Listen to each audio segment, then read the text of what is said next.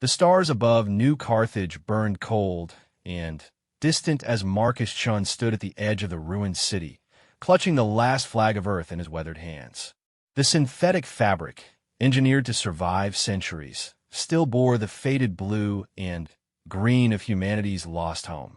Around him, the remnants of the human resistance gathered in the shadows of twisted metal structures that had once been gleaming towers. It had been 20 years since the hegemony arrived.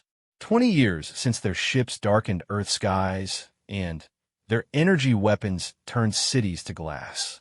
The alien confederation had swept through human space like a plague, conquering world after world with ruthless efficiency. They called themselves peacekeepers, bringing order to the chaos of the galaxy. But Marcus knew better. He had seen what their order meant, the systematic erasure of everything that made a species unique.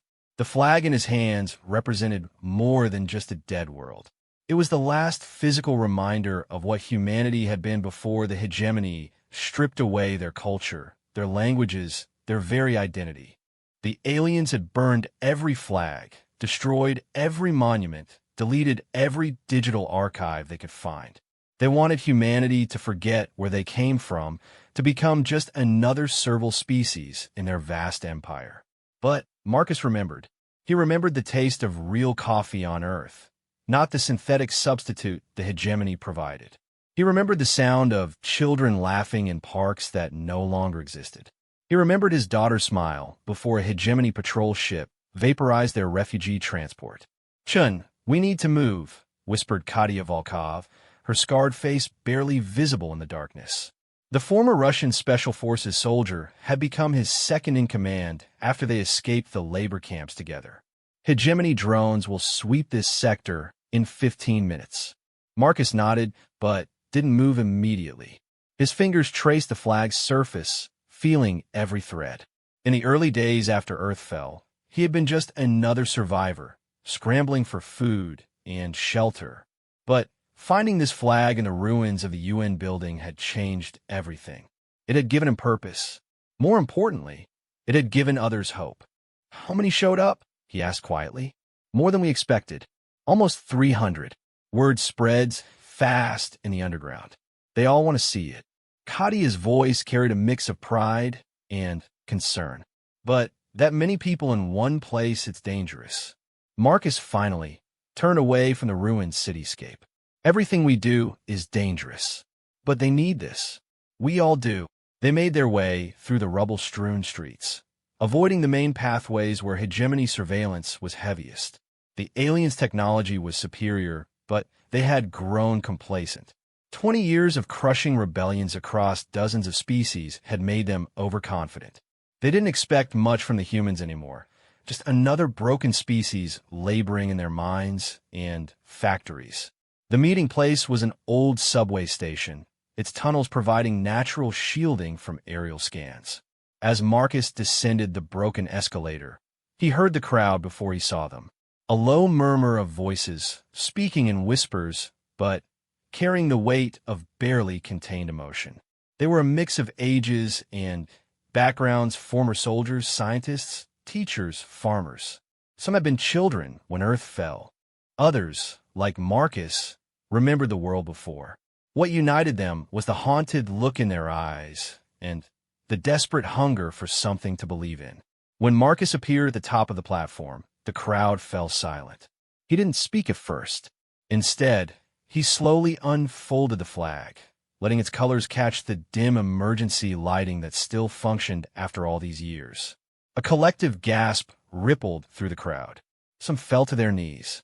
Others reached out as if to touch it, then pulled back, afraid their dirty hands might soil this sacred relic. "I know what you're thinking," Marcus began, his voice carrying in the underground space. "It's just cloth, just colors. The hegemony tells us that symbols don't matter, that the past is dead, that we should be grateful for the order they've brought." He paused, meeting eyes throughout the crowd. "But if symbols don't matter, why do they burn every flag they could find? Why do they melt down our monuments? Why do they punish anyone who speaks of Earth?" A young woman in the front row was crying silently. Marcus recognized her. Sarah Liu, whose parents had been executed for teaching their children the old Earth languages. The hegemony permitted only their standardized galactic tongue. This flag flew over the United Nations building. Marcus continued. It witnessed humanity's greatest triumphs and darkest hours. It saw us reach for the stars. And yes, it saw us fall. But it's still here. We're still here. An older man raised his hand. Marcus recognized him as Dr. James Okafor, one of the few surviving scientists from Earth's defense program. What do you want us to do, Chun? We've tried fighting. They have energy shields, plasma weapons, faster-than-light communication. We have what? Stolen mining equipment and salvage projectile weapons. It was a fair question, one Marcus had asked himself countless times. We have something they don't understand, Doctor. We have the ability to inspire, to remember, to refuse to surrender our identity. He held the flag higher. I'm not asking you to charge their fortresses with makeshift weapons. I'm asking you to remember who you are, to teach your children the stories of Earth, to sing the old songs, even if only in whispers, to carry this flame until the day comes when we can raise it high again.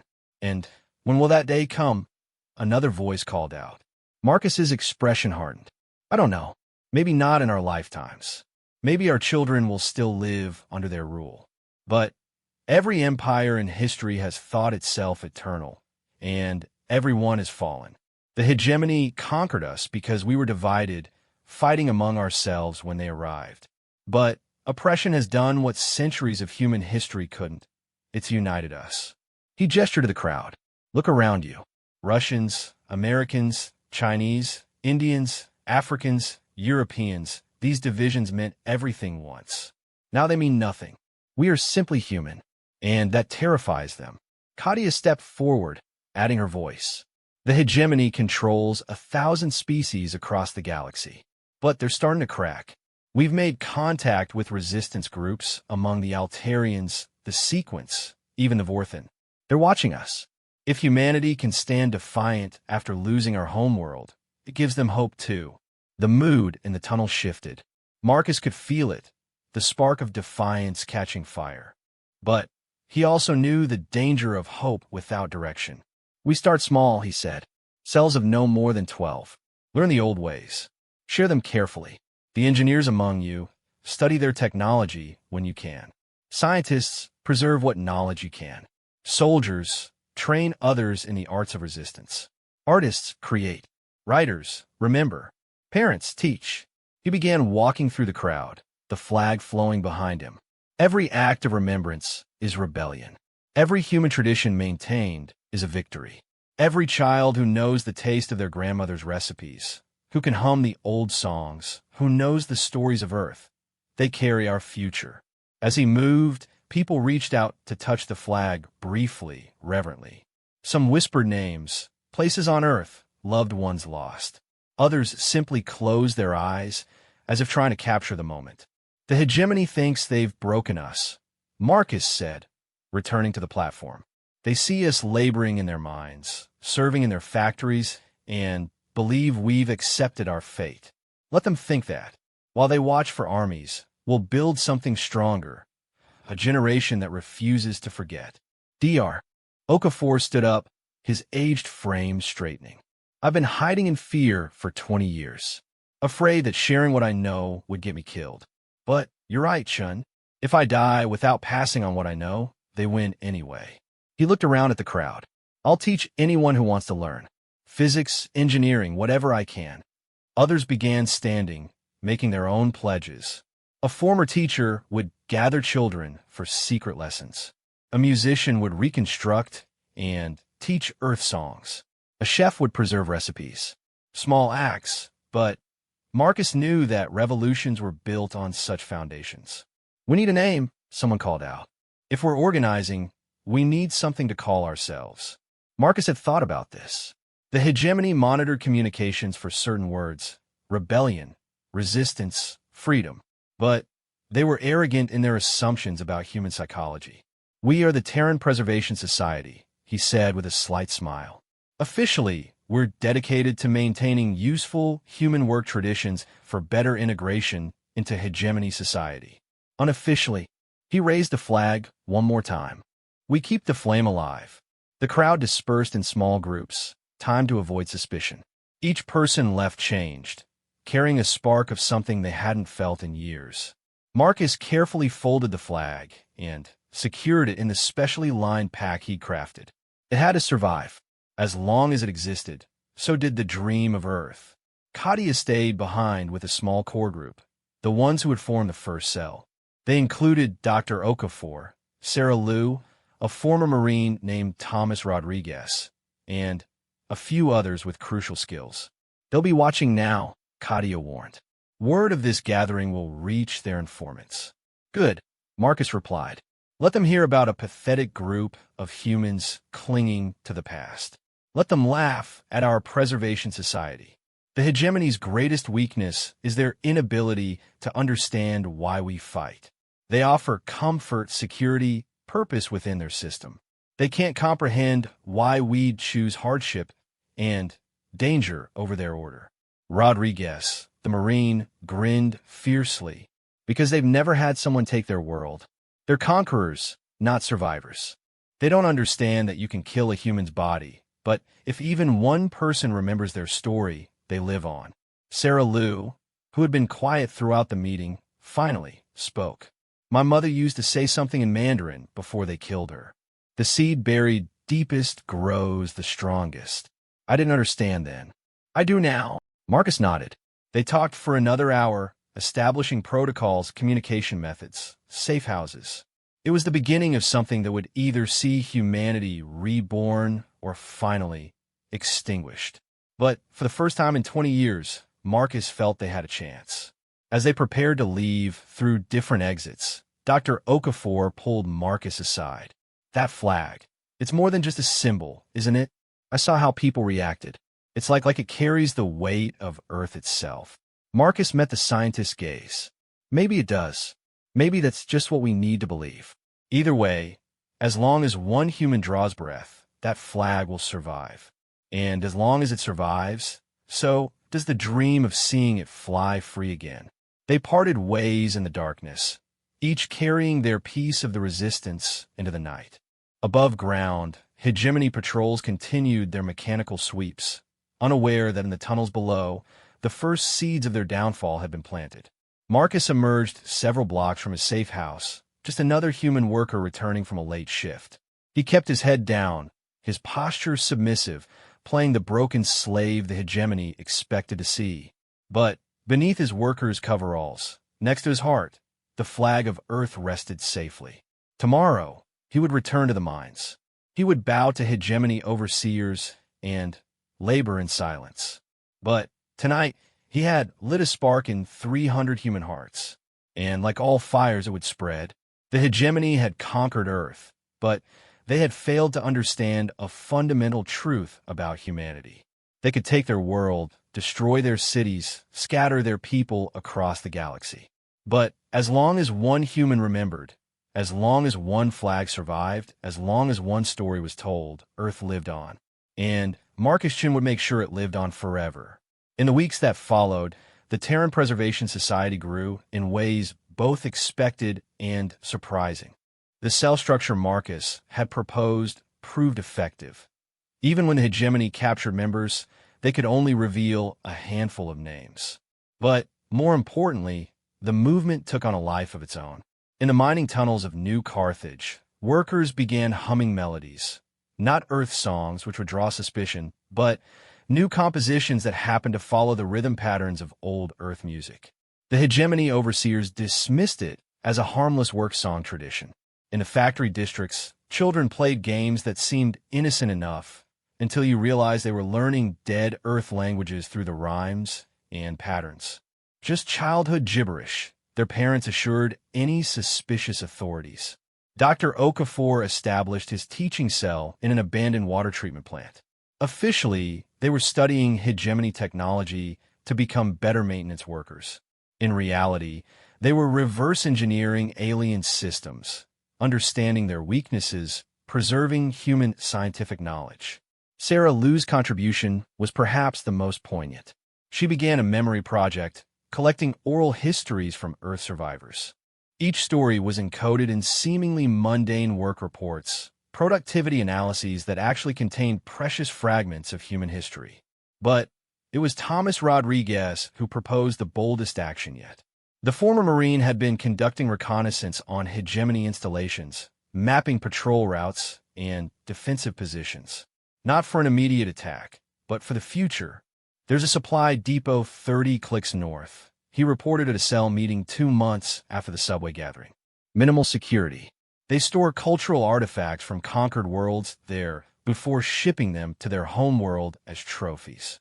Kadia's eyes narrowed. You're suggesting a raid? Not a raid. A recovery mission. My sources say there's a whole section of Earth artifacts they haven't cataloged yet. Books, art, maybe even digital storage devices. Things they grabbed in the initial invasion, but haven't gotten around to destroying.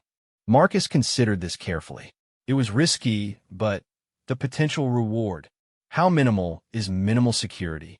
2 guards, automated defenses that we've learned to bypass, and standard surveillance that has predictable blind spots. It's doable with the right team. The debate that followed was intense. Some argued it was too dangerous, that they weren't ready for direct action. Others, particularly the younger members, were eager to strike any blow against their oppressors.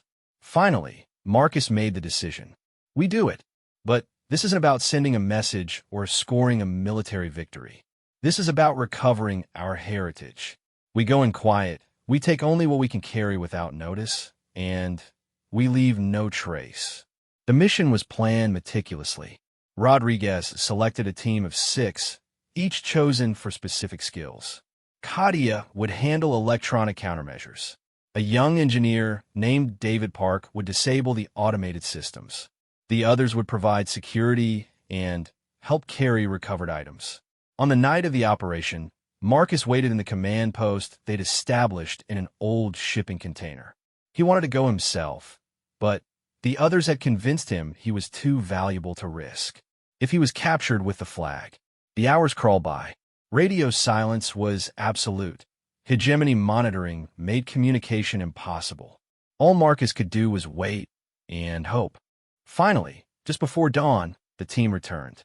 They moved like ghosts, carrying improvised packs bulging with recovered items. But it was Rodriguez's expression that told Marcus the mission had been more successful than they dared hope. In the safe house, they unpacked their treasure. Books, real paper books from Earth. Everything from technical manuals to poetry collections.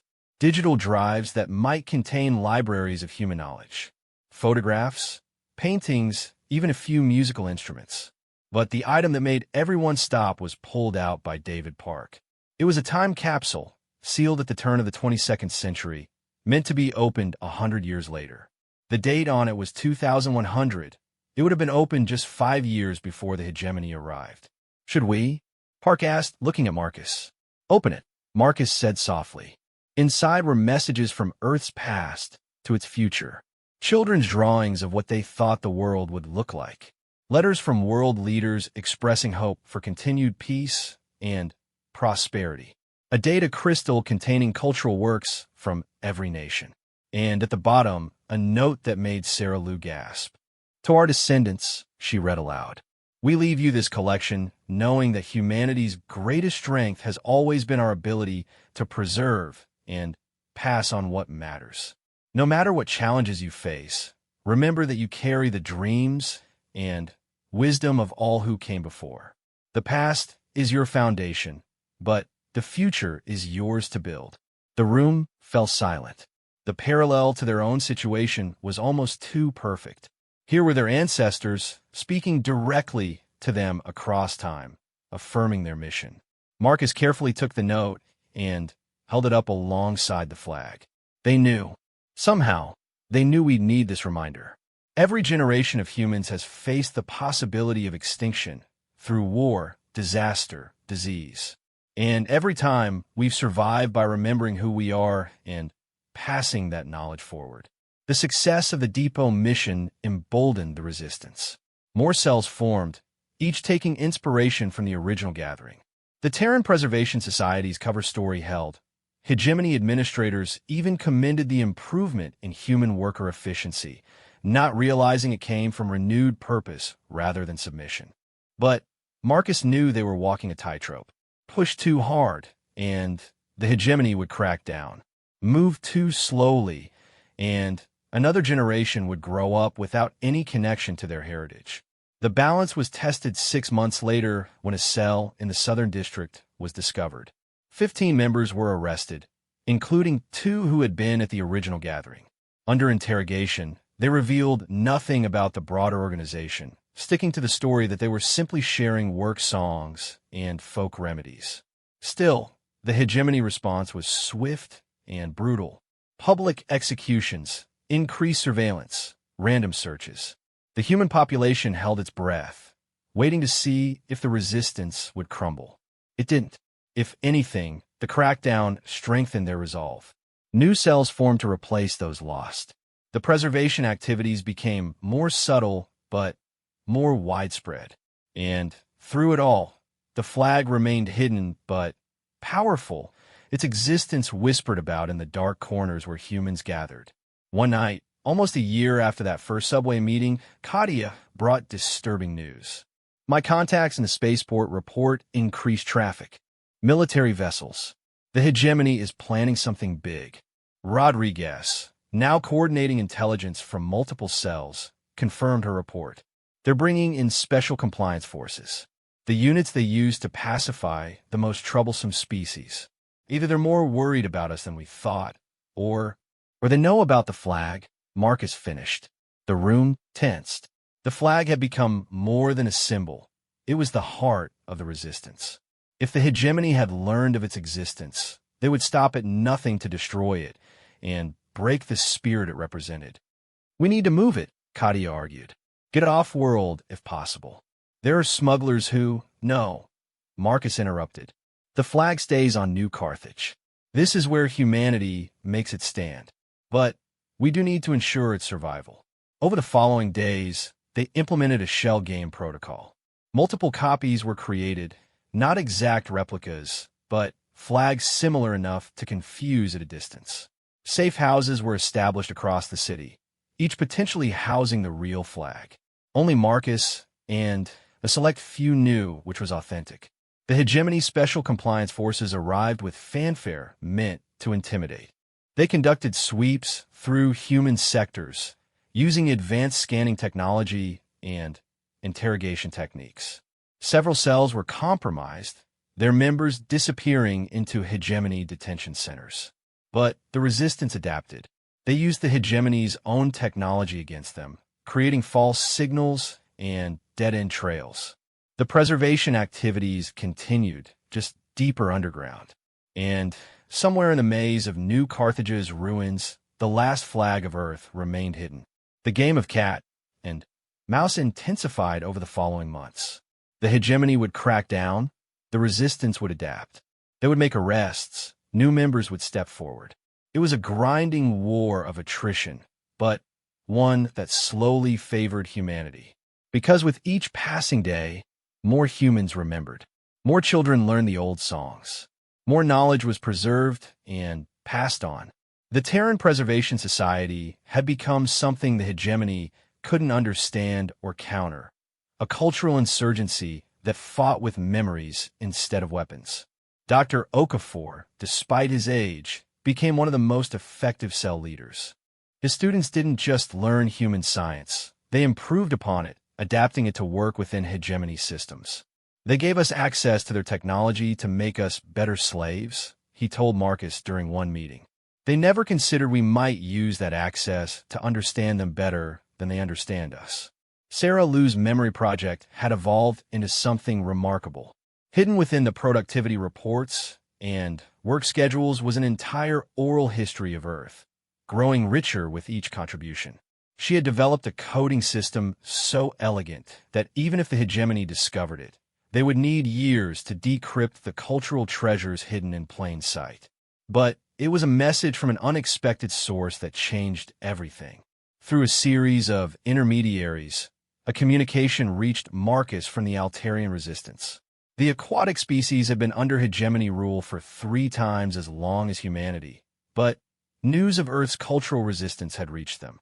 The flame you carry inspires more than your own people, the message read. We have preserved our own ways in the depths where the hegemony cannot follow. But your defiance on land, after losing your very homeworld, shows us new possibilities. The 1,000 species of the hegemony watch humanity with growing interest. You have become the spark that might light a galactic fire. Marcus shared this message with the cell leaders, watching as its implications sank in. They weren't just fighting for humanity anymore.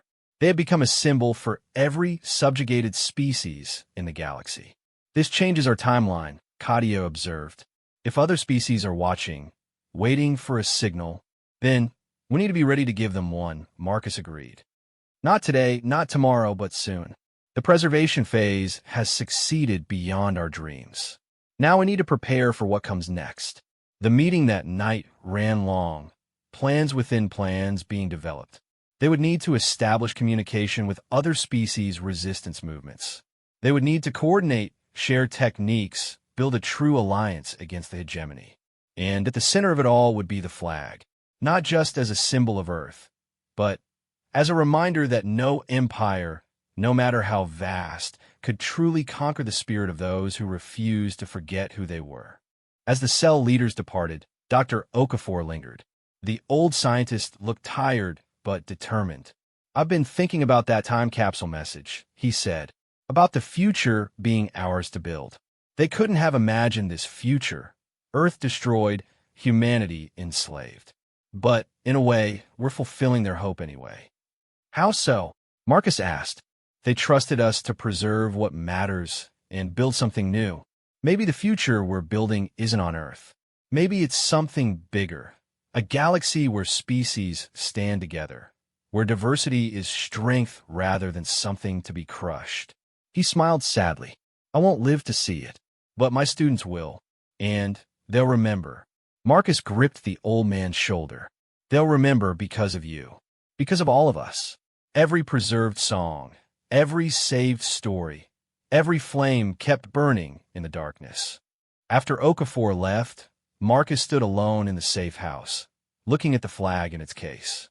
Tomorrow would bring new challenges, new risks, new small victories in their quiet war. The hegemony still held all the military power, all the obvious advantages. But humanity had something more powerful, the unbreakable will to remember, to endure, to inspire. And as long as that flag survived, as long as one human drew breath to tell the stories of Earth, the resistance would continue. The spark had been lit. Now it was time to tend the flame until it became a fire that would consume an empire. The factory alarm pierced the pre-dawn darkness, calling another shift of human workers to their stations. Marcus Chun pulled on his coveralls with practiced efficiency, the rough fabric hiding the scars from 20 years of resistance work. Around him, other workers prepared in silence, their faces masks of resigned exhaustion. But Marcus knew better. Behind those blank expressions, many harbored the fire of rebellion. 2 years had passed since that first gathering in the subway tunnel. 2 years of careful growth, painful losses, and small victories. The Terran Preservation Society had spread across New Carthage like roots through concrete, invisible but inexorable. And today would mark a new phase in their quiet revolution. Chun, you're on Sector 7 today, barked Overseer Vrex, one of the hegemony's reptilian administrators. The Saurians took particular pleasure in overseeing human workers, their species having been among the first to join the hegemony voluntarily. Productivity must increase by 15%. No excuses. Marcus bowed his head in apparent submission. Yes, Overseer. But as he walked past, he made a subtle hand gesture, 3 fingers, then 2, then 5. To the Overseer, it looked like nervous fidgeting. To the resistance members watching, it confirmed tonight's meeting location. Sector 7 was deep in the factory complex, where massive machines processed raw materials from across the system. The noise was deafening, the heat oppressive. Perfect conditions for conversations that needed to avoid surveillance. As Marcus took his position at the control station, Thomas Rodriguez appeared at the adjacent console. Package arrived this morning, Rodriguez muttered, his words barely audible over the machinery. From our friends in the water. Marcus's hands never paused in their work, but his mind raced. The Altarians had actually done it. They'd sent the promised technical specifications. For months, the aquatic resistance had been sharing intelligence about hegemony weaknesses. Now, they were ready to share something more concrete. Clean. David ran 3 scans. It's genuine, and it's significant. They worked in silence for the next hour, maintaining the expected productivity while their minds planned the evening's discussion. Around them, other workers bent to their tasks, but Marcus noticed the subtle signs of resistance members, a particular way of tying their hair, a small mark on their coveralls, the rhythm of their movements matching old Earth songs. During the mid-shift break, Marcus made his rounds, checking on different cells without appearing to do more than stretch his legs. In the cooling station, Sarah Lou tended to workers suffering from heat exhaustion while quietly gathering their stories. By the waste processing unit, Dr. Okafor's students ran efficiency calculations that were actually reverse engineering sessions. But it was near the loading docks that Marcus found something unexpected. Katia stood rigid, her face carefully neutral as she watched a new arrival, a human woman in the black uniform of a hegemony collaborator. Cultural integration specialist Vera Walsh. Katia whispered when Marcus approached. Just transferred from the Perseus colony. She's here to study our preservation society and determine if it can be implemented system-wide. Marcus felt his blood chill. The hegemony had noticed their cover organization's effect on productivity. Now, they wanted to study it, standardize it, strip away its true purpose, and turn it into another tool of control. It was both a victory and a terrible danger. Do we abort tonight? Katia asked. No, we adapt. Make sure everyone knows. We're now performing for an audience. The rest of his shift passed with agonizing slowness. Marcus watched Specialist Walsh move through the factory, taking notes, observing interactions. She was young, perhaps born after Earth's fall, raised in the hegemony's education system. Her eyes held the cold certainty of true believers. When the shift ended, Marcus followed his usual routine. Dinner in the communal hall, a stop at the hygiene facilities, then to his assigned quarters. But hidden in those mundane activities were a dozen small acts of rebellion. The way he folded his clothes contained a message. The tune he hummed while washing triggered memories in those who heard it. Even his choice of food carried meaning to those who knew the codes. The meeting location Rodriguez had indicated was an abandoned or processing plant on the city's edge. Once it would have been impossible to gather there undetected, but 2 years of careful work had created blind spots in the surveillance network, routes that avoided patrols, and early warning systems operated by sympathetic workers. Marcus arrived to find the core cell already assembled, plus several new faces, cell leaders from other districts, brought together for this critical moment. In the center of the gathering, David Park worked on a portable display showing the Altarian data. Brothers and sisters, Marcus began, using the traditional opening that had evolved over 2 years. Tonight marks a turning point. But first, we must address the shadow that follows us. He explained about Specialist Walsh, watching faces tighten with concern. But old Dr. Okafor actually smiled. Perfect, the scientist said. Let her study us. Let her see how human cultural preservation improves efficiency. She'll never understand that our productivity comes from hope, not from the songs themselves.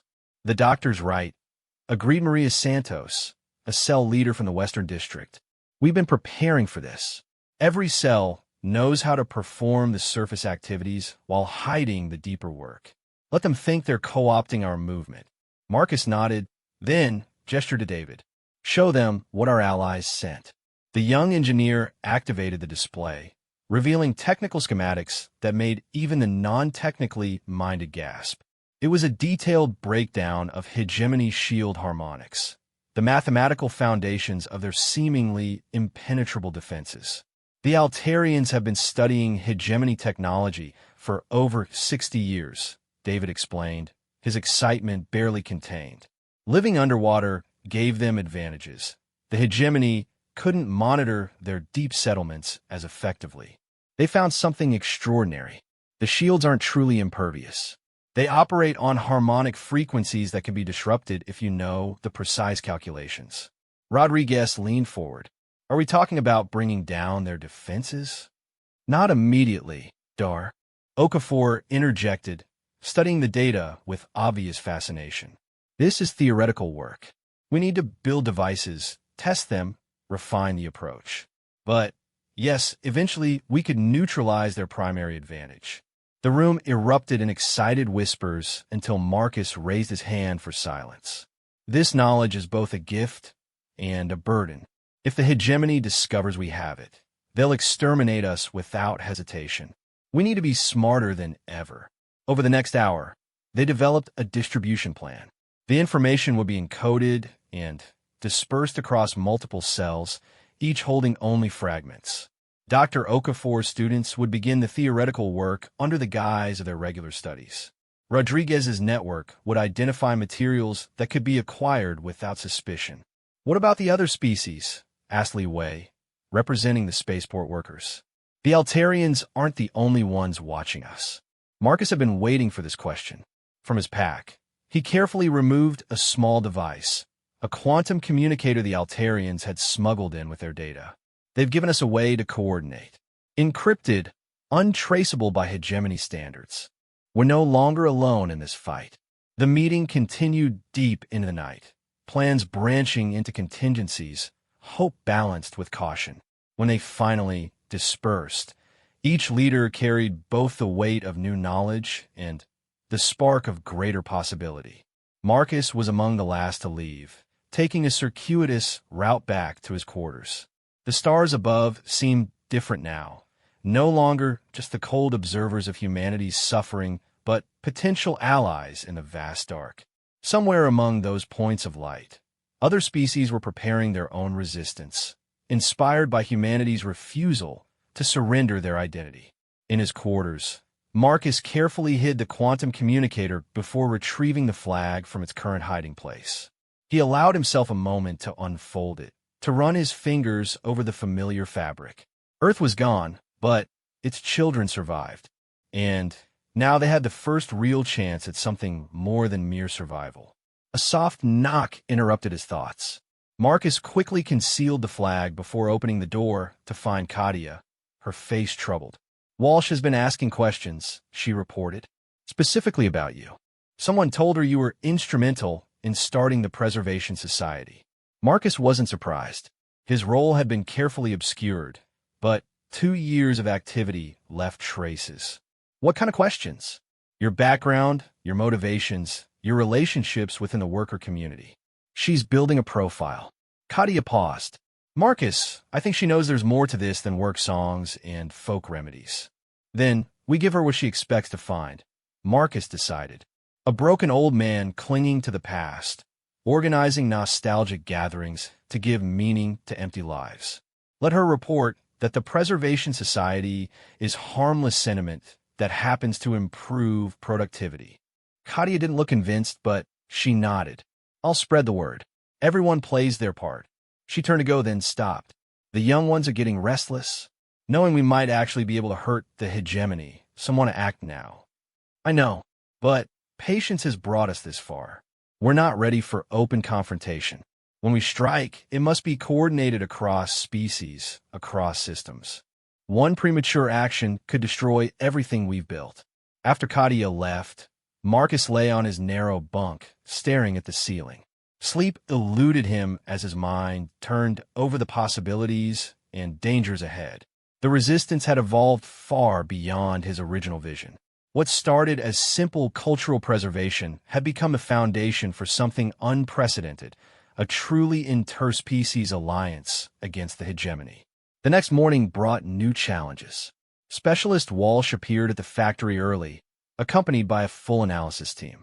They interviewed workers, recorded songs, documented the informal teaching networks that had spread traditional skills and stories. Most disturbing, they brought scanning equipment that could detect hidden technology. Marcus watched from his workstation as they methodically swept each sector. The resistance had prepared for this, hiding anything incriminating, but technology wasn't their only vulnerability. The real danger was human weakness. Fear, ambition, or simple exhaustion might lead someone to betray the deeper truth. Citizen Chun. Walsh's voice cut through his concerns. She stood beside his station, datapad in hand, flanked by two hegemony security officers. I'd like to discuss your role in the Preservation Society. Marcus slowly turned, careful to show the proper deference while meeting her eyes. Up close, she was younger than he'd thought, perhaps 25. Born under hegemony rule, raised in their schools, trained in their methods. Yet something in her expression suggested complexity beneath the collaborator's facade. Of course, specialist. How may I serve? She studied him for a long moment. You initiated the Preservation Society 2 years ago. What? Comfort specialist, Marcus replied, falling into the persona he'd prepared. I am old. I lost much when Earth fell. The songs, the stories, they help us work through our grief while maintaining productivity. Surely the hegemony understands the value of psychological stability in the workforce. Indeed, she made notes on her datapad. And this has no connection to the increased accident rate in hegemony facilities, the communication failures that seem to plague certain sectors, the statistical anomalies in worker assignment patterns. Marcus felt his heart rate spike, but kept his expression confused. I don't understand, specialist. We sing songs. We share recipes. How could that relate to industrial accidents? She leaned closer, lowering her voice. Because patterns have emerged, Citizen Chun. Wherever your preservation society takes root, subtle forms of sabotage follow. Nothing dramatic, nothing that can be directly linked, but the correlation is interesting. Perhaps, Marcus said carefully, workers who feel connected to their heritage are simply more confident.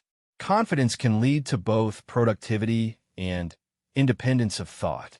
But surely independent thought within work parameters is not forbidden. Something flickered in her eyes, surprise, perhaps even respect. You speak like an educated man, Citizen Chun. Yet your file shows no formal training. Earth had many teachers, specialists. Not all education happened in schools. She straightened, making more notes. I'll be observing your activities closely.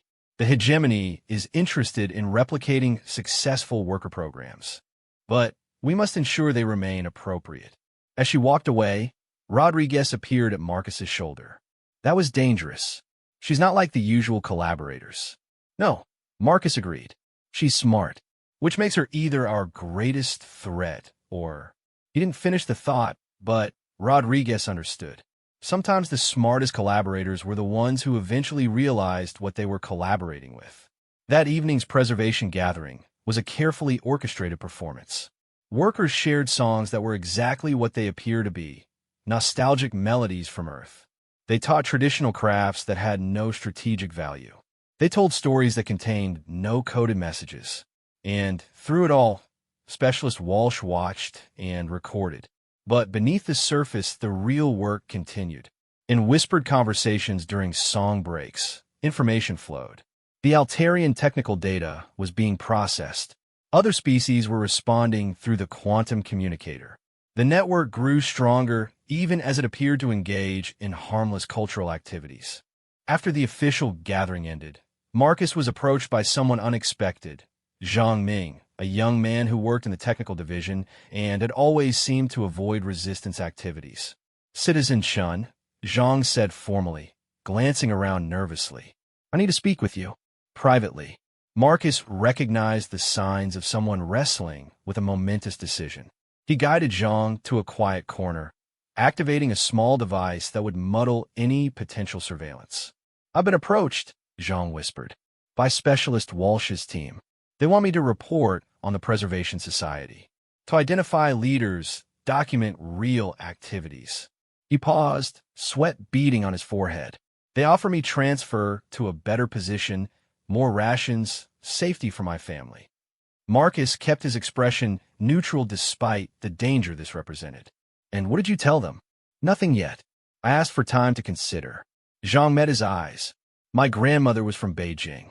She died in the labor camps, but Not before teaching me stories she'd hidden even from my parents. Stories about dragons and heroes who fought impossible odds. His voice cracked. I can't betray her memory. But my children, your children deserve a future where they can be more than slaves, Marcus said gently. But I won't ask you to endanger them. There's another way. Over the next few minutes, Marcus outlined a careful plan.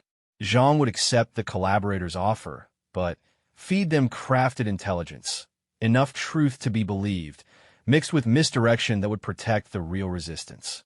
It was dangerous, requiring Zhang to walk a razor's edge between truth and deception. Can you do this? Marcus asked. Zhang's jaw tightened with determination. My grandmother's stories always said the dragon sleeps until the time is right. I'll be your sleeping dragon, Citizen Chun. As Zhang left, Marcus felt the weight of another life in his hands. The young man's courage was admirable, but the path of a double agent was treacherous. Still, they needed someone inside Walsh's operation, someone to warn them of immediate threats while feeding false information to their enemies. The weeks that followed tested every aspect of the Resistance's discipline. Walsh's investigation intensified, her team conducting surprise inspections and detailed analyses. Several cells had close calls, saved only by quick thinking and the layered security protocols they developed. But the pressure also revealed strengths. Under scrutiny, the Preservation Society's cover story held. Workers genuinely did find comfort in the cultural activities, and their improved morale translated to the increased productivity the hegemony valued. Walsh's reports, filtered through Zhang, showed growing frustration at her inability to find concrete evidence of subversion. More importantly, the technical work progressed. Dr. Okafor's students, working in fragments to avoid detection, began to understand the mathematical principles behind the shield disruption. Small-scale tests disguised as failed equipment maintenance showed promise. The theoretical was becoming practical. The quantum communicator brought news from other fronts. The Vorthin, a silicon-based species from the outer systems, had successfully used similar techniques to disable a hegemony patrol vessel. The sequence, beings of pure energy enslaved through containment fields, reported breakthrough in understanding their prison's weaknesses. Across the galaxy, the whispers of revolution grew louder. One night, 3 months after Walsh's arrival, Marcus received an encrypted message that made him sit up sharply. It was from the Altarian resistance, but the content was unprecedented. The Hegemony High Command has taken notice of what they call the human anomaly, the message read. They are debating a final solution, complete dispersal of the human population across the galaxy, separation of families, erasure of your language. You have perhaps 1 year before implementation. The time for patience ends. Marcus read the message 3 times, each word a hammer blow. They had always known this risk existed. The hegemony's standard response to troublesome species was dispersal, spreading them so thin across their empire that cultural cohesion became impossible. It had happened to the Melody, the Crystalline Collective, and a dozen others. Now humanity faced the same fate. He called an emergency meeting of cell leaders, sharing the intelligence in a secured warehouse deep in the industrial district. The reaction was immediate and visceral. We have to accelerate everything, Rodriguez insisted. Strike before they can implement dispersal. With what? Countered Maria Santos. Half-understood alien technology and small arms stolen from mining operations? We'd be crushed in days. Better to die fighting than be scattered to the wind, someone called out. The debate raged, fear and anger battling against tactical reality. Marcus let it run, knowing his people needed to voice their emotions before they could think clearly. Finally, when the initial storm passed, he spoke. The Altarians are right. The time for patience is ending. But rushing to our deaths serves no one. We have a year, not long, but longer than nothing. We use it wisely. He outlined a new phase of operations. The technical development would accelerate, risks be damned. Communication with allied species would increase, coordination becoming paramount. Most crucially, they would begin identifying and preparing those who would carry the resistance forward if dispersal couldn't be prevented. "We preserve what matters," Marcus said, unconsciously echoing the time capsule's message. "Technology, knowledge, culture, but most importantly, the connections between us. If they scatter our bodies across the galaxy, we ensure our spirits remain united." Dr. Okafor, showing his age more with each passing month, raised a gnarled hand. "The shield disruption technology, we're close. Another 6 months, maybe less. But we'll need to test it on actual hegemony equipment." "Then we test it," Rodriguez said firmly. "No more half measures." As plans crystallized around him, Marcus felt a strange peace. They had always known this moment would come, when the quiet resistance would have to become something more. The flag hidden in his quarters had waited 22 years for its moment. Perhaps that moment was finally approaching. The meeting dispersed with new urgency. Cell leaders carried orders that would transform their careful, patient resistance into something more aggressive. Not yet open rebellion, but preparation for it. The Preservation Society would continue its surface activities while its true purpose evolved into something the hegemony had never faced, a coordinated, interspecies uprising built on the foundation of preserved culture and shared oppression. As Marcus made his way back through the dark streets, he noticed Specialist Walsh standing in the shadows near his route. She made no move to intercept him, just watched. In the dim light, he could see her expression, troubled, uncertain, perhaps even afraid. For a moment, their eyes met across the distance. Then, she turned and walked away, leaving Marcus to wonder if she was enemy, potential ally, or something more complex. The game they played grew more intricate with each passing day, but the stakes had never been higher. Back in his quarters, Marcus retrieved the flag once more. Soon, he knew it would need to emerge from hiding. When humanity made its stand, they would need their symbol raised high for all to see. The spark had become a flame, carefully tended and hidden. Now it was time to let it grow into the fire that would either consume the hegemony's oppression or see humanity scattered forever across the cold, uncaring stars. But even if they were scattered, Marcus thought as he carefully refolded the flag, they would remember. The songs would survive, the stories would endure, and someday, somehow, the children of Earth would find each other again. The resistance had taught them that much. As long as even one human remembered, Earth lived on. And Marcus Chan would make sure they remembered, no matter what came next. The explosion rocked the hegemony supply depot at exactly 0300 hours, sending a pillar of flame into the night sky above New Carthage. Marcus Chan watched from a concealed position 2 kilometers away, his weathered face illuminated by the distant fire. It wasn't meant to destroy the facility, just damage it enough to require extensive repairs and, more importantly, replacement parts. Shield generators confirmed destroyed. Rodriguez reported through the encrypted comm, Team 2 is already clear. No casualties. Marcus allowed himself a moment of satisfaction. 6 months had passed since the Altarian warning about humanity's impending dispersal. 6 months of accelerated preparation, careful strikes, and growing coordination with resistance movements across the galaxy. Tonight's operation was their boldest yet, but it was just the beginning. "Tell Team 3 to proceed," Marcus ordered. "We have a narrow window." While hegemony forces rushed to the burning depot, a second team, led by David Park, infiltrated a communications relay station on the opposite side of the city. Their mission was delicate, not to destroy, but to install. Hidden within the relay systems, a new subroutine would monitor and copy hegemony transmissions, feeding intelligence to the resistance. The stolen shield generators from the depot would serve another purpose. Dr. Okafor's team needed intact units to complete their disruption technology. After 2 years of theoretical work, they were ready for practical application.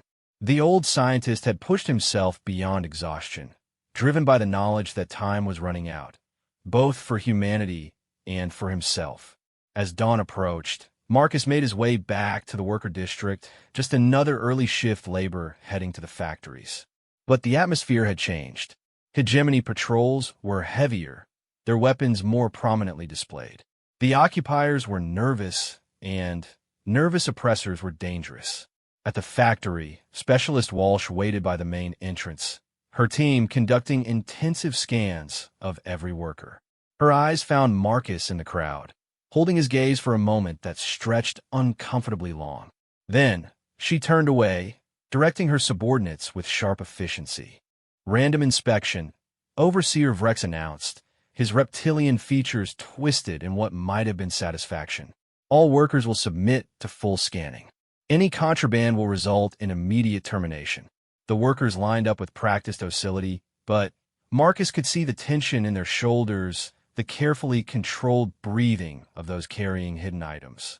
The resistance had protocols for this. Anything incriminating had multiple legitimate explanations. Codes were memorized rather than written, and the most sensitive materials were kept far from daily life. When Marcus's turn came, Walsh personally conducted his scan. Her hands were steady, professional, but he noticed the slight tremor in her voice when she spoke. "You were out late last night, Citizen Shun. The sensors logged your return at 0347. Insomnia Specialist," Marcus replied calmly. "Common among the elderly. I walk to tire myself.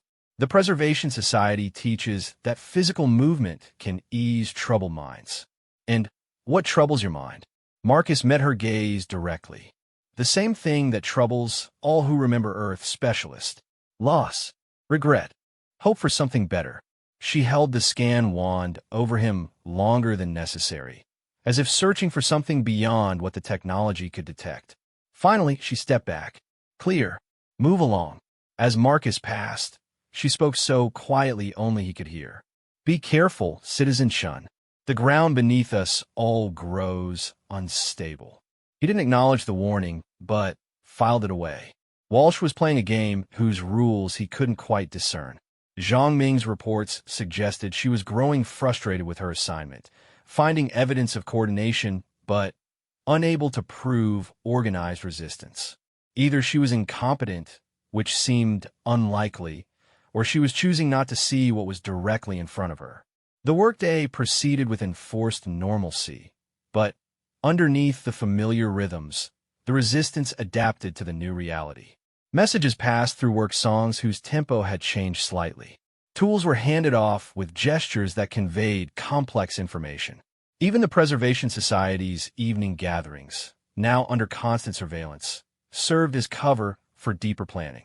That night, in a hidden bunker beneath the ruins of Old Carthage, the Resistance leadership convened for a critical meeting. The space, once a military command center, had been painstakingly restored by Dr. Okafor's engineers. Hardened against detection, powered by geothermal taps, it had become the beating heart of human resistance on New Carthage. Report. Marcus commanded as cell leaders gathered around the central display. Rodriguez began with intelligence. The depot strike succeeded beyond expectations. They're bringing in components from off-world, including several experimental shield units. Our people in the spaceport will ensure they're diverted during unloading. Sarah Liu followed with cultural preservation. We've completed digitizing the Earth archive.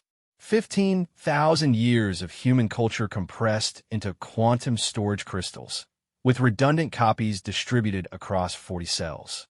Whatever happens, they can't erase us now. David Park's technical report brought excited murmurs. The communication tap is active. We're already intercepting logistics data, troop movements, even some command-level discussions.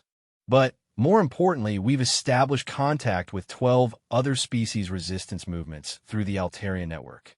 The quantum communicator had evolved from a simple message system to a complex web connecting oppressed species across the galaxy. Each brought unique strengths: Altarian technical expertise, Vorthan mineral resources, sequence energy manipulation, and others. What they shared was a burning desire for freedom and growing faith in human leadership. Dr. Okafor spoke last, his voice weakened by age, but his mind sharp as ever. The shield disruption technology is ready for field testing. My students have built 3 prototype devices, each capable of creating a localized null field. The hegemony's primary advantage, their defensive technology, can be neutralized. Marcus absorbed the reports, seeing how the pieces fit together. They had weapons, intelligence, allies, and preserved culture to inspire future generations. What they lacked was time. Zhang Ming's latest intelligence suggested the dispersal order was being finalized. They had perhaps 4 months before implementation began. Phase 3 begins now, Marcus announced. No more hiding in shadows. We strike systematically, degrading hegemony control while building our coalition. But, remember, we're not trying to defeat them militarily. Not yet. We're trying to make holding New Carthage more trouble than it's worth while inspiring others across the galaxy. Katia, who had been quietly coordinating with off-world cells, raised a crucial point. The other species are watching. If we fail here, the resistance across the galaxy collapses. But if we succeed in forcing even a partial hegemony withdrawal, then we prove the Empire can bleed, Rodriguez finished. And if it can bleed, it can fall. The meeting continued for hours, plans within plans being developed. Strike teams were organized, targets prioritized, contingencies prepared. But, perhaps most importantly, they planned for the symbol that would announce their transformation from cultural preservation to active rebellion. The flag, Marcus said, producing the carefully preserved banner from its protective case. When we make our declaration, it flies over New Carthage. Let every human see it, and remember, let every hegemony soldier know what they failed to destroy. As the leaders dispersed to implement Phase 3, Dr. Okafor lingered. The old scientist seemed frilier with each passing day, but his eyes burned with purpose. I won't see the end of this, he said simply. My body is failing, but my students are ready. Everything I know, they know. Everything I dreamed, they dream. Marcus gripped his friend's shoulder. You've given us the tools to win. That's legacy enough for any man. Okafor smiled. I've been thinking about legacy lately. About what survives. You preserved our culture, our identity. But what we're building now, this alliance, this shared dream of freedom, it's something new. Something Earth at her best would have been proud of. Over the following weeks, Phase 3 unfolded with careful precision. Resistance strikes hit infrastructure targets across New Carthage, power distribution, transportation hubs, communication nodes. Nothing civilian, nothing that would cause massive casualties, but enough to strain hegemony resources and force them to request reinforcements. More importantly, each strike was claimed publicly, broadcast on hijacked channels with the same message. The Terran Preservation Society remembers Earth. The galaxy remembers freedom. Resistance is not futile. It is inevitable. The hegemony response was predictable. Increased security, mass arrests, public executions meant to intimidate. But for every resistance member captured, 3 more stepped forward. The Preservation Society's patient work over 3 years had created a network too vast to destroy through conventional means. And through it all, Specialist Walsh watched. Her investigations intensified, her teams working around the clock to identify resistance leadership. Yet somehow, her efforts always seemed to just miss their targets. Raids would find abandoned safe houses. Arrested suspects would have ironclad alibis. It was as if she was playing to lose. The truth revealed itself one night when Marcus found her waiting in his quarters. He tensed, ready to fight or flee, but she raised empty hands. We need to talk, Citizen Chun. Or should I say, Commander Chun? Marcus didn't deny it. At this point, pretense seemed pointless. Specialist Walsh. I asuma aim under arrest. She laughed bitterly. If I wanted you arrested, you'd have been in custody months ago. I've known who you were since my second week here.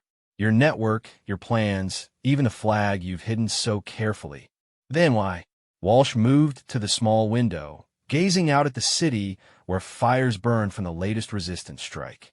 I was born on Terra Nova, 5 years after Earth fell. Raised in hegemony schools, taught to revere order above all else. Best of my class, fast track for administrative service. The perfect collaborator. She turned back to him, and Marcus saw the conflict in her eyes. They sent me here to study your preservation society because they thought I'd see what they wanted, a useful tool for control. Instead, I saw something that terrified them more than any weapon. I saw hope, culture, identity, everything they tried to erase, thriving despite impossible odds. And you chose to protect it, Marcus said, understanding flooding through him. I chose to give it time to grow. Every report I filed understated the threat. Every investigation I led was designed to fail. Because somewhere deep down, beneath all their conditioning, part of me remembered that I'm human too. She reached into her uniform and withdrew a data crystal. Dispersal plans, transportation schedules, target colonies, everything you need to counter their strategy. But know this, using this information will expose me. My usefulness as your shield ends the moment you act on this intelligence. Marcus took the crystal, feeling its weight. Why reveal yourself now? Because Phase 3 changes everything. Open rebellion means they'll send someone else, someone who won't have my divided loyalties. Better you know where I stand before that happens. She moved toward the door, then paused. Your flag, Commander. When you raise it, make sure the whole galaxy sees. Some of us have been waiting our entire lives to remember who we are. After she left, Marcus stood in the darkness, processing this unexpected alliance. Walsh had risked everything to give them crucial intelligence. Now he had to decide how to use it without wasting her sacrifice. The next morning brought terrible news. Dr. Okafor had collapsed during the night, his body finally succumbing to years of strain. His students found him at his workbench, having spent his last hours finishing calibrations on the shield disruption devices. His final note read simply, for Earth, for the future, for freedom. The old scientist's death hit the resistance hard. He had been a pillar of hope, proof that knowledge and wisdom could survive oppression. But his students, trained in secret for years, stepped forward to carry on his work. The shield disruptors were ready. The technical revolution he'd envisioned would proceed. Marcus attended the memorial service, ostensibly another gathering of the Preservation Society. Workers shared memories of Okafor's teachings, his patience, his unshakable faith in human ingenuity. But encoded in their eulogies were messages of determination. The doctor's death would not slow their momentum. That night, using Walsh's intelligence, the Resistance launched Operation Constellation, simultaneous strikes across New Carthage designed to cripple hegemony command and control. Rodriguez led an assault on the primary garrison, using the shield disruptors to breach defenses that had stood impregnable for 2 decades. Sarah Lou's team infiltrated the record center, liberating thousands of files on human prisoners scattered across the galaxy. David Park's engineers took control of the planetary communication array, ready to broadcast a message that would reach every human in the system and beyond. But the centerpiece was Marcus himself, leading a strike team to the Hegemony Administrative Center in the heart of New Carthage. Their target wasn't destruction, but declaration.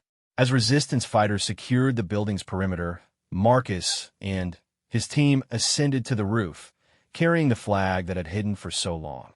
The moment was broadcast live across the planet, and beyond, hijacked channels carrying the image to every screen in the system. Marcus stood on the highest point of the hegemony's seat of power, the flag of Earth unfurling in the wind behind him. His voice, amplified by the commandeered communication systems, reached millions. I am Marcus Chun, son of Earth, keeper of her memory. For 22 years, the hegemony has tried to erase us. They destroyed our world, scattered our people, forbade our culture. They thought they could break the human spirit through superior technology and ruthless oppression. He paused, letting the wind fully extend the flag. In the streets below, fighting raged as hegemony forces struggled to retake their positions. But across the city, humans stopped what they were doing to watch, to witness this impossible moment. They failed. Today, the Terran Preservation Society ends its masquerade. We are not merely keepers of songs and stories. We are the inheritors of Earth's unconquerable will. We are the resistance that will not die. And we are not alone. The broadcast shifted to show images from across the galaxy. Altarian fighters disabling hegemony vessels. Vorthan miners seizing production facilities. Sequence beings breaking free from containment fields.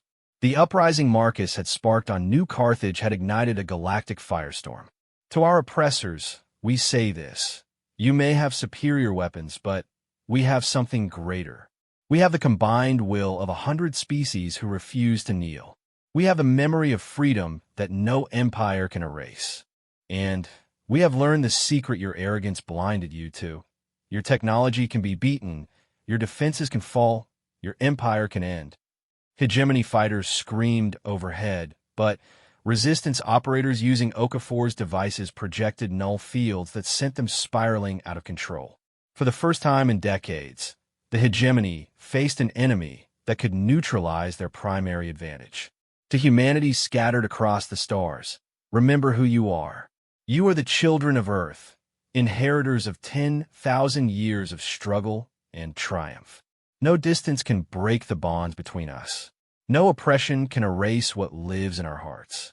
The flag flies again, and it will not fall until humanity is free. The transmission ended as hegemony ground forces finally breached the building's defenses. Marcus's team executed a fighting withdrawal, the flag carefully preserved as they melted back into the urban landscape. They had held the center just long enough to send their message across the galaxy. In the days that followed, New Carthage became a battleground. The hegemony poured reinforcements into the system, determined to crush this uprising before it spread further. But the resistance had prepared for this. Using Walsh's intelligence, they had established supply lines, safe zones, and coordination with off-world allies. The fighting was brutal but revealing. Without their shield technology advantage, hegemony forces proved vulnerable to human innovation and determination.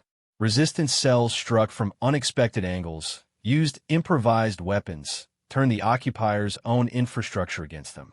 And always, the flag appeared, painted on walls, projected onto buildings, carried by fighters who knew they might die, but refused to surrender.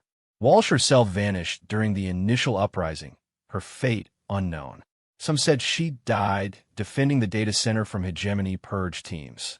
Others claimed to have seen her among the resistance fighters, her black uniform exchanged for the rough clothes of a freedom fighter. Marcus hoped she survived, this woman who had risked everything to give humanity a chance. 3 weeks into the uprising, as resistance forces held a third of New Carthage and similar rebellions erupted across dozen worlds, an unexpected message arrived through the quantum communicator. It was from the hegemony high command itself, proposing negotiations. The resistance leadership gathered in their bunker, now scarred by near-miss orbital strikes, but still functional. The debate was fierce. Some wanted to press their advantage, others feared a trap. Marcus listened to all sides before speaking. We negotiate, he decided, not because we trust them, but because every day of talking is another day for our allies to strengthen their positions. Another day for the galaxy to see that the hegemony can be forced to the table. The terms proposed were significant. Autonomous zones for humans on New Carthage, cessation of dispersal plans, limited cultural freedoms. Far from independence, but more than anyone had imagined possible just months ago. The hegemony clearly wanted to contain the uprising before it consumed more resources. It's not enough, Rodriguez argued. We've come too far to accept crumbs. No, Marcus agreed, but it's a beginning. The hegemony has acknowledged us as something more than slaves. That admission alone changes everything. As negotiations proceeded through intermediaries, the resistance continued to evolve. The Preservation Society's cultural work merged with military organization, creating something unique, a fighting force that drew strength from the very identity their enemy had tried to destroy. Songs became battle hymns.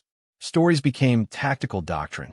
The flag became a rallying point that transcended any individual leader. 1 month after the uprising began, Marcus stood again on a rooftop, but this time in territory firmly controlled by the resistance. The flag flew freely now, visible from kilometers away. Around it, other banners appeared, the symbols of allied species who had joined humanity's fight for freedom. Kadia joined him, bearing a report from the negotiation team. They're offering more. Planetary self-governance under hegemony oversight. Restoration of human languages in education. Even limited Earth cultural celebrations. Still not enough? Marcus said. But closer. They're bleeding resources fighting on multiple fronts. Time favors us now. The other species are watching these negotiations closely. If we accept too little, it might discourage them. If we demand too much, and talks collapse. I know, but remember what this was always about: survival. Not just of human bodies, but of human spirit. Every concession we win, every freedom we secure, is a victory our children can build upon. A communication alert interrupted their discussion. It was from Sarah Liu, who had taken over much of the intelligence network after Walsh's disappearance. Commander, you need to see this. We've decoded a high-level hegemony transmission.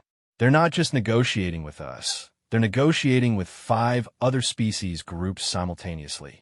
The Empire is offering concessions across the board rather than face a general uprising. Marcus felt a surge of fierce pride. What had begun with a hidden flag and whispered songs had become a galactic revolution. The hegemony, for all its power, couldn't fight 100 fires simultaneously. Their choice was clear: grant freedoms or risk total collapse. Double our demands, Marcus ordered. Full autonomy for New Carthage. Removal of all hegemony military forces. Recognition of the Terran Republic as a sovereign entity. And, most importantly, the right to search for and reunite with humans scattered across the galaxy. It was audacious, perhaps impossible. But Marcus had learned that the impossible was just another barrier to overcome. Humanity had survived the loss of Earth, 22 years of oppression, and attempts to erase their very existence. They could survive negotiations with a weakening empire. As the sun set over New Carthage, painting the sky in shades of hope, Marcus allowed himself a moment of reflection. Dr. Okafor was gone, but his dream lived on in the technology that had evened the battlefield. The Preservation Society had evolved from a cultural movement to a revolutionary force. And somewhere out there, among the stars, the children of Earth were learning that they had not been forgotten.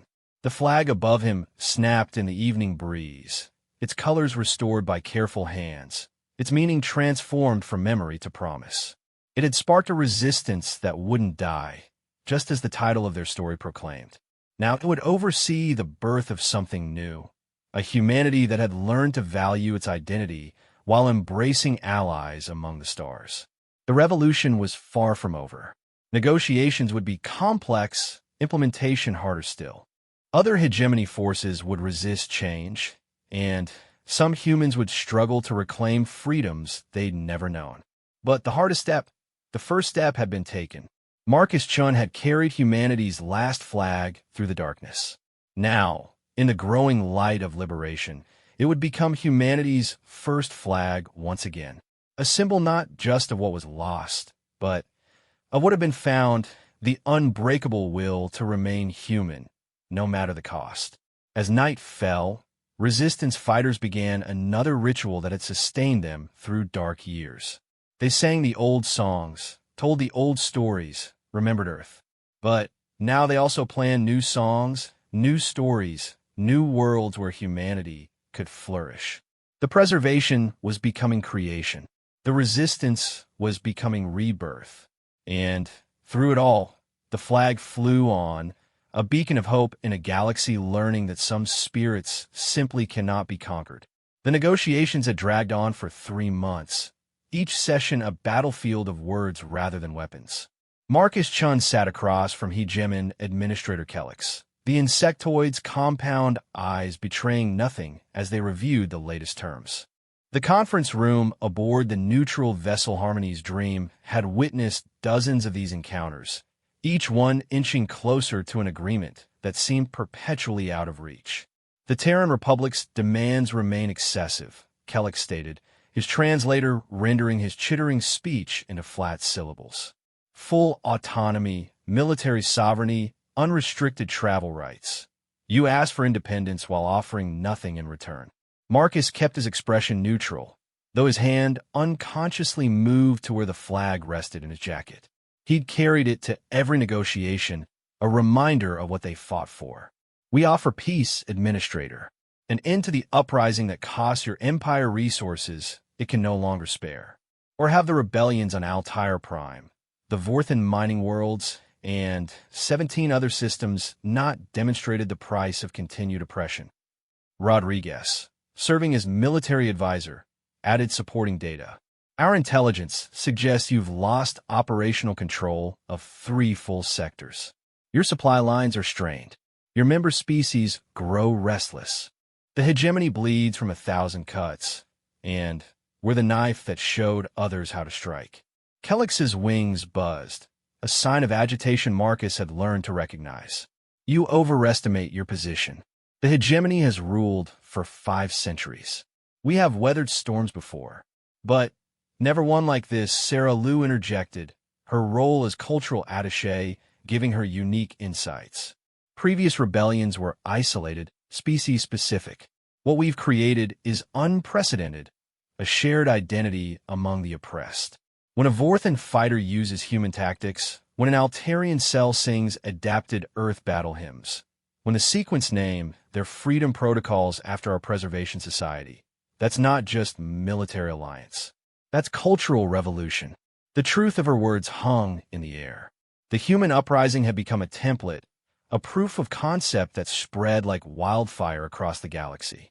The preservation of identity in the